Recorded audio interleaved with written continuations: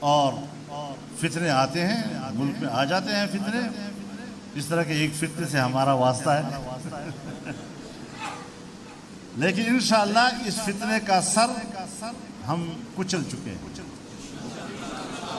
ہاں، اب میں ان کو یہیں سے پیغام دینا چاہتا ہوں کہ اب آپ کی حکومت دوبارہ نہیں آئے گی انشاءاللہ، انشاءاللہ ان کی حکومت نہیں آئے گی۔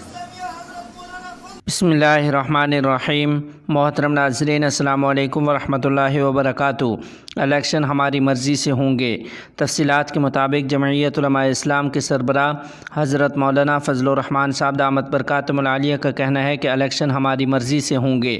پشاور میں صوبائی جنرل کونسل کے اجلاس سے خطاب کرتے ہوئے سربراہ جمعیت علماء اسلام حضرت مولانا فضل الرحمان صاحب دامت برکاتہم العالیہ نے کہا ہے کہ ایک فتنے سے ہمارا واسطہ ہے، اسے ہم کچل چکے ہیں۔ جب تقریر کرتا ہے تو بونگی مارتا ہے۔ سربراہ جمعیت علماء اسلام مولانا فضل الرحمان صاحب دامت برکاتہم العالیہ نے مزید کہا کہ بھارت کے پائلٹ کو پکڑا اور 24 گھنٹے کے اندر بھارت کے حوالے کر دیا۔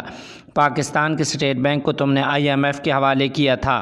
ان کا کہنا تھا کہ فارن فنڈنگ کیس کا فیصلہ آ چکا ہے، اب عمران خان کی چوری نکل آئی ہے۔ مولانا صاحب دامت برکاتہم العالیہ نے کہا کہ اگر عدالت اس کے خلاف فیصلہ دے تو عدالت غلط، اگر الیکشن کمیشن اس کے خلاف فیصلہ دے تو وہ جانبدار۔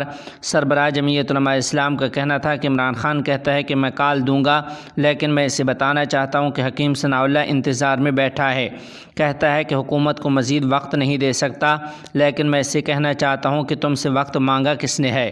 مولانا فضل الرحمان صاحب دامت برکاتہم العالیہ نے کہا کہ الیکشن ہماری مرضی سے ہوں گے۔ ایکسٹینشن والی بات پارلیمنٹ کی ہے، پہلے کہتا تھا آرمی چیف کو رخصت کرو اور اب کہتا ہے کہ ایکسٹینشن دو۔